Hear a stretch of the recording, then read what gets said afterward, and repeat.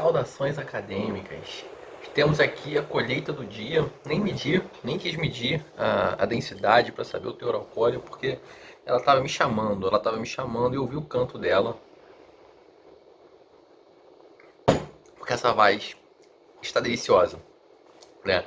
Ela é uma cerveja que é mais leve de trigo, mas ela tem uma característica muito peculiar que ela consegue conquistar durante a fase de maturação, que é a liberação de ésteres e fenóis, né, e que dão, apesar de não terem como ingrediente, um cheiro, um aroma de banana e também, posteriormente, na fermentação, adquire um aroma de cravo.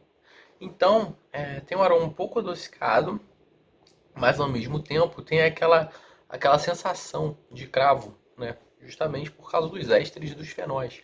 Aquela sensação que tá aquela esquentada, enfim, tá excelente, tá incrível, incrível, imprevisível, assim como o título do texto hoje, que é Imprevisibilidade das Decisões Judiciais e as Suas Consequências, da professora Misabel Derzi. Antes de fazer aqui o meu pequeno roteiro com meus tópicos que eu vou abordar, assisti alguns vídeos dela, né, falando sobre a questão da segurança jurídica, não em relação à imprevisibilidade das decisões judiciais, mas na segurança jurídica, que está, de certa forma, bem a reboque. E ela levanta muitas questões interessantes sobre a própria credibilidade do Estado, a própria incentivo aqui à produtividade, à atração de investimentos, né? Questões que, quando não se há a segurança jurídica suficiente, e que deveria haver no Estado democrático, né, já que o Estado deveria se submeter às próprias leis, quando não existe isso, seja em qualquer esfera de jurisdição, administrativa, judiciária ou legislativa, ela acaba por causar muitos estragos, seja no campo político, seja no campo econômico, seja no campo jurídico.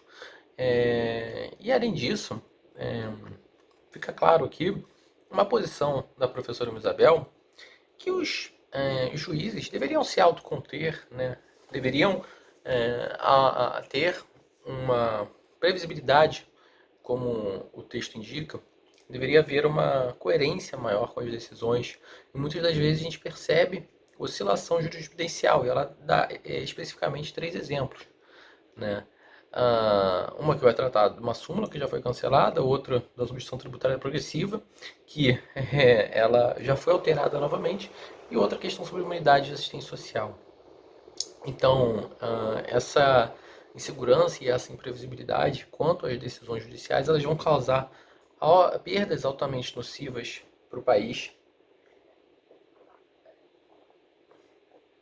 nos mais diversos campos, que vão colocar aqui realmente em xeque a própria credibilidade das instituições e da palavra final do governo, né? Se a gente ou escuta alguém falando que o PIB ou a Selic vai estar, sei lá, no final do ano 4,5%, a gente tende a não acreditar, né? A gente não sabe como, a base de canetadas, as coisas não vão se resolver. Em síntese aqui, essas perdas aqui, essa insegurança, essa oscilação jurisprudencial, ela atinge aqui o cerne da República e que, de quebra, né, ainda vai aumentar a litigiosidade. Bom, e aí, especificamente, para os exemplos que ela dá, a súmula 584 fala que, ou falava, antes de ser cancelada, que o imposto de renda calculado sobre os rendimentos do ano base é, a estes rendimentos vai se aplicar a lei vigente do ano da declaração, né? Então veja, se vier uma lei, né, por acaso, o imposto de renda ele se submete ao princípio da anterioridade, mas não se submete ao princípio da anterioridade nonagesimal, né? Se vier uma lei no, no, no ano seguinte e no ano da declaração base, né, que geralmente é em abril, né, aplica-se essa lei desse ano, né, e isso causou muito um transtorno, muito incômodo para os contribuintes, já que isso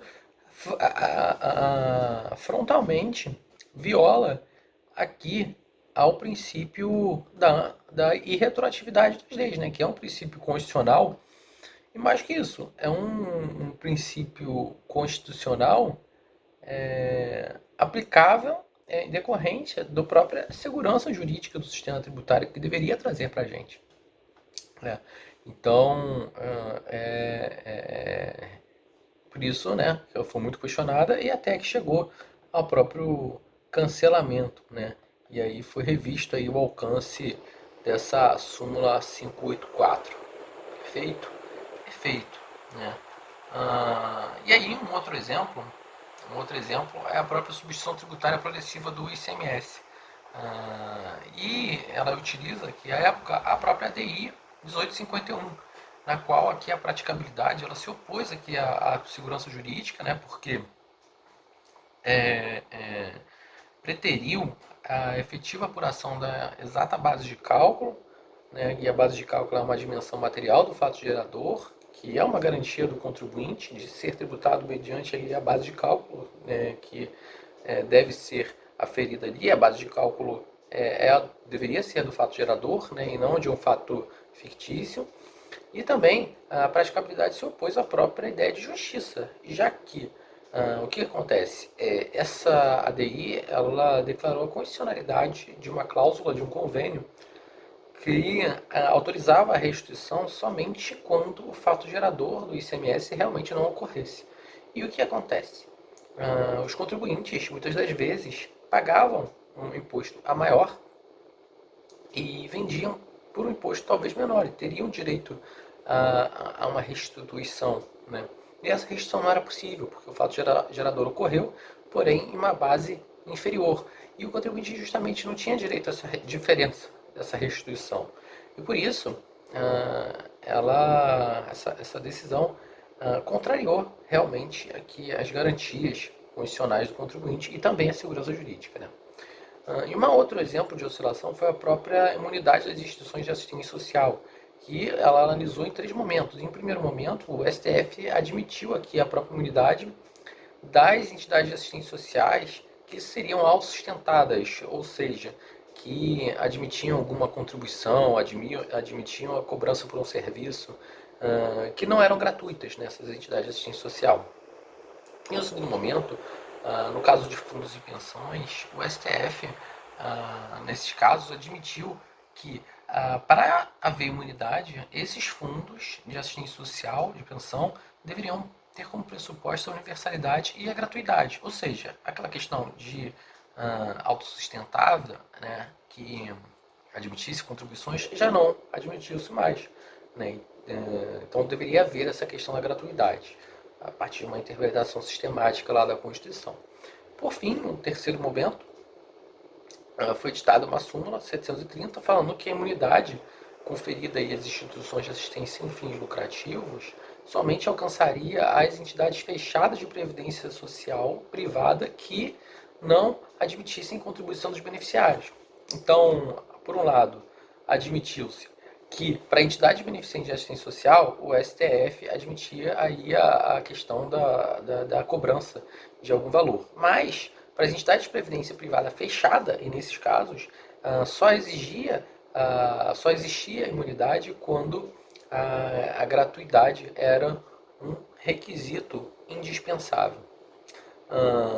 E aí, passados esses exemplos, ela vai colocar aqui alguns argumentos contrários aqui à tese, algumas premissas que seriam contrárias aqui à tese universal da retroatividade. E aí ela coloca a primeira, são três, coloca a primeira que seria a ideia, só um minuto,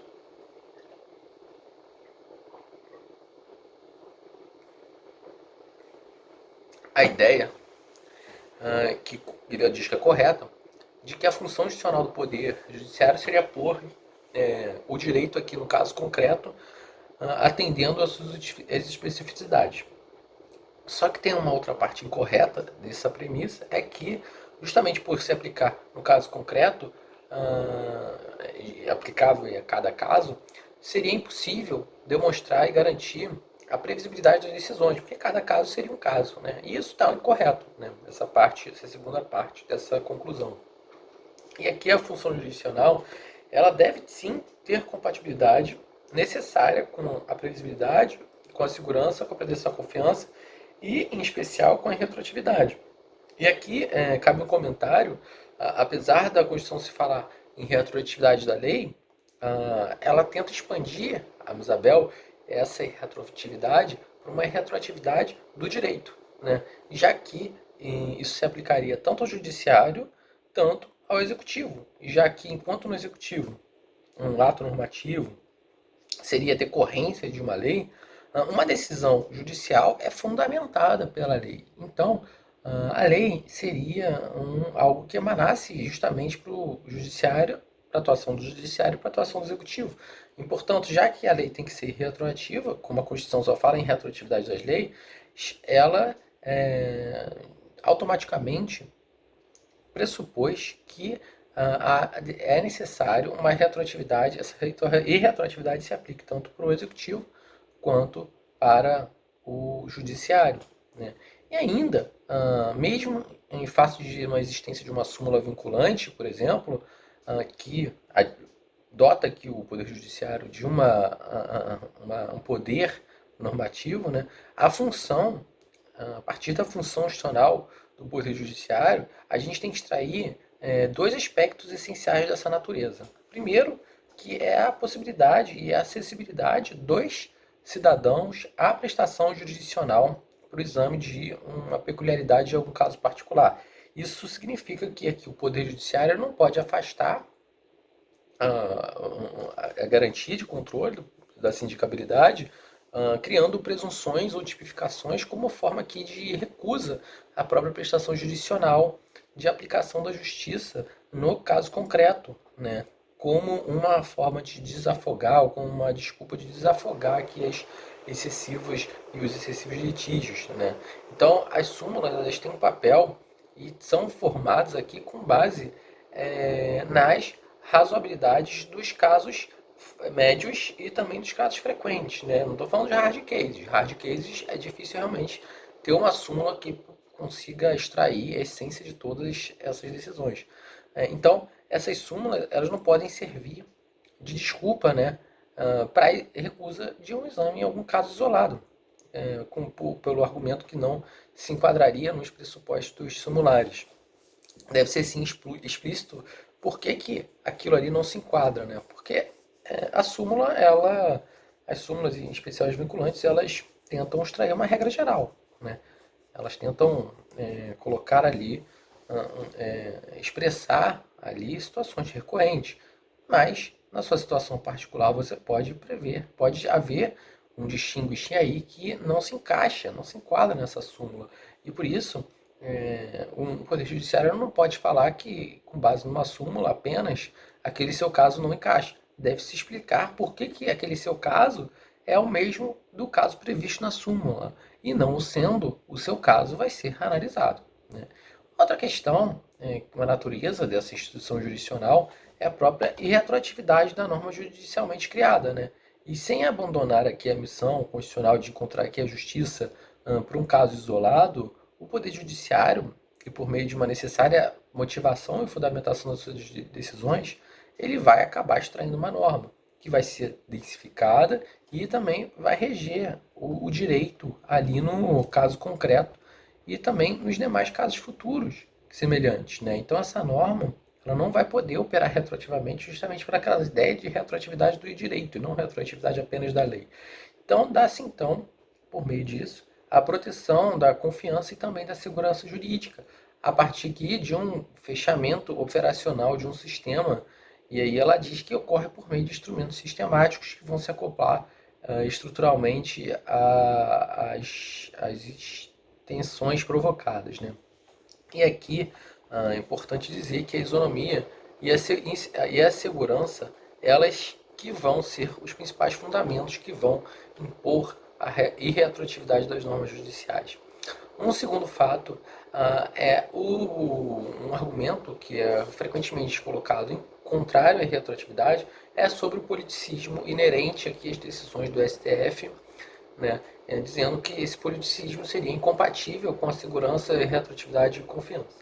E aí ela vai recorrer ao Dworkin para responder a pergunta que se os juízes não são eleitos, como explicar então que eles possam criativamente controlar a constitucionalidade das leis? E aí o Dworkin, o professor Dworkin, ele vai explicar que o regime político não seria democrático porque a maioria do povo governa a si mesmo, né? Mas seria democrático à medida que todo o conjunto de cidadãos eles vão ter um respeito e vão ser tratados com uma atenção igual. É aquela questão da democracia não é sobre uma maioria, é sobre a garantia de que minorias sejam adequadamente representadas, né? E aí, ao interpretar aqui os conceitos vagos e os princípios constitucionais, essa corte ela vai limitar a competência dos parlamentos, mas não aqui em razão de uma eventual superioridade institucional de um órgão judicante, mas sim em nome da própria superioridade do poder do povo sobre os demais órgãos constituídos ou constitutivos do governo. Então, o poder judiciário ele vai atuar aqui em nome do povo. Ela tem um viés aqui democrático, não pela sua questão de representatividade e escolha dos membros, mas sim por causa da sua função, por causa da sua função, sobretudo, constitucionalizada. Né? E ela tem justamente essa função contra-majoritária de poder, em cada caso, visualizar realmente o que representa, o que é o direito para cada pessoa, no caso, né? Independentemente de uma vontade de uma maioria, que muitas das vezes a maioria pode não ser a decisão mais adequada. E a gente tem que lembrar também que o STF também é submetido à própria Constituição. E ele não vai poder atuar fora das determinações da Constituição, sem que proteja aqui as confianças de todos os cidadãos. Né? Então ele deve conferir em seus julgados uma certa previsibilidade das decisões. E uma vez aqui definida uma posição em determinada matéria, ele vai gerar um leading case, né? E os fatos que são semelhantes ao leading case, que vão se realizar sobre essa regência, eles vão ser avaliados e julgados segundo a posição consolidada nesse caso, né? E aí, ela por último, ela fala uma outra premissa que muitas vezes é contrária aqui à ideia de retroatividade, que seria um possível conflito entre a irretroatividade das decisões judiciais e a igualdade e necessária evolução do direito. E que nesse ponto ela lembra que a boa-fé ela vai complementar o senso de igualdade e a justiça, né? Que também a boa-fé, assim como a igualdade e a justiça, elas vão se derivar do Estado de Direito. Então não existe nenhum conflito entre a retroatividade das decisões e a igualdade e a evolução do direito. Até porque as transformações evolutivas, elas devem sim ser adotadas, elas são bem-vindas, mas devem ser adotados apenas para casos futuros. A retroatividade aqui, ela se coloca como um marco a partir de qual vai ser aplicado a necessária evolução do direito, justamente para garantir a segurança dos jurisdicionados, né? E não pode essas transformações evolutivas serem utilizadas para punir aqueles contribuintes, no caso do direito tributário, que agiram de forma consensual aqui com a jurisprudência aplicável à época. Eles tiveram um comportamento que esperavam uma contrapartida aqui da jurisdição. Eles tiveram um comportamento adequado, ou seguindo as orientações jurisprudenciais, eles não podem ser penalizados por isso. Perfeito? Então, a professora Isabel, ela vai encerrar dizendo que a segurança jurídica é uma base essencial aqui do Estado de Direito, mas que não vai se opor aqui à igualdade e nem à própria evolução. Né? Pelo contrário, essa segurança jurídica e a retroatividade ela vai complementar aqui a ideia de justiça. Então, a sentença de um juiz, vamos lá dar exemplo, que vai tentar encontrar uma norma individual para um caso concreto e vai aplicar uma cláusula geral e vaga ou um princípio abstrato, ele vai ter que encontrar a justiça do caso no caso, né? Mas ele também, ao mesmo tempo que vai estar de olho no caso concreto que ele está julgando, ele tem que estar de olho nos casos futuros, porque a mesma fundamentação vai ter que ser aplicada caso esses fatos futuros se repitam. E aí, a estabilidade do direito, ela vai sugerir, e mais do que isso, vai obrigar, por meio de uma fundamentação, por meio da motivação, que não apenas vai responder apenas um imperativo de expectativas justas, né, como aqui proteção à confiança, mas também ao princípio da igualdade, já que a decisão aplicável, o pau que bate em Chico é o pau que bate em Francisco, né, e interpretações imprevisíveis a contrário senso, estabeleceriam aqui uma própria arbitrariedade e uma desigualdade, né, que vai desigualar justamente, ou melhor dizendo, vai desigualar injustamente os contribuintes e vão emanar aqui a própria insegurança.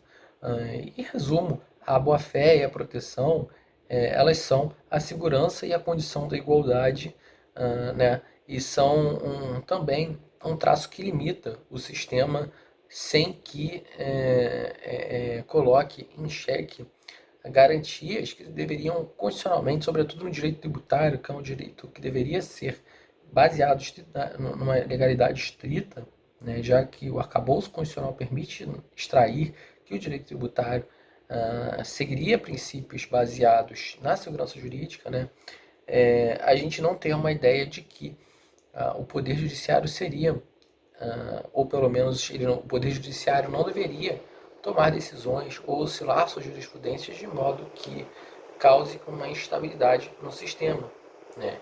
Então, o professor Isabel defende os princípios da segurança e jurídica e que vão ter determinadas decorrências, sobretudo na questão da irretroatividade, com a função, com a finalidade aqui de garantir a igualdade.